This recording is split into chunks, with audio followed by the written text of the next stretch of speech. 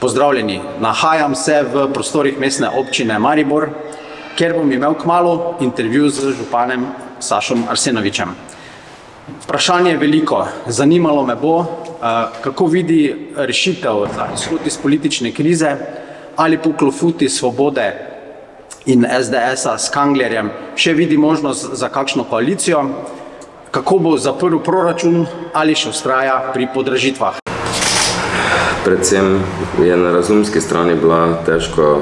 razumljena, ker mislim, da vsi dobro vedo, da je cene treba prilagoditi. Mi smo ogromno napora vložili tudi v sodelovanju z mestnimi svetniki in naredili velike analize na področju celotne Slovenije, da bi te naše cene bile čim bolj sprejemljive, primerljive z drugimi,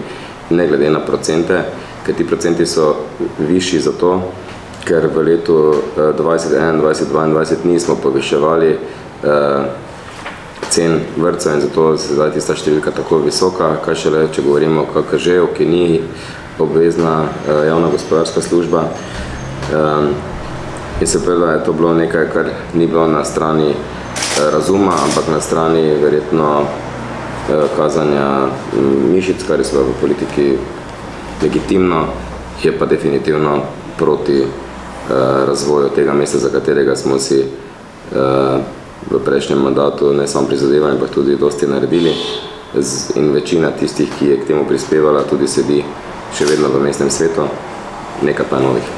Ampak razumsko bi bilo tudi, da bi določene podražitve sprejeli že prej, da ne bi bil takšen pritisk, da bi mogoče proračun tudi sprejeli že lani, pa potem tudi vi politično tega niste naredili, ne?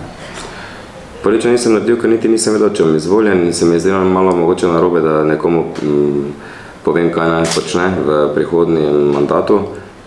Seveda pa glede na izkušnje, ki nimam dolgoletnih, samo en mandat, nisem mogel računati s tem, da bi lahko nekdo postavljal pod vprašaj vse, na kar smo ponosni, vse, na kar smo uspeli narediti, kot mesto se povezati in bili zato uspešni tudi pri pridobivanju tako evropskih kot državnih sredstev, samo povezani smo uspeli in celotna zadeva seveda vseh teh projektov je zdaj kulminirala v zadnjem letu kohezijskih možnosti črpanja kohezijskih sredstev, se pravi, vsi projekti morajo biti končani v letu 2023, zato da bomo lahko mi potem dali zahtevke državi. In seveda z nečim takim izrečajem nisem računal, ker sem človek, ki pozitivno razmišlja in mislim, pričakujem tudi od skupnosti, da vidi dobre stvari, ne pa slabih.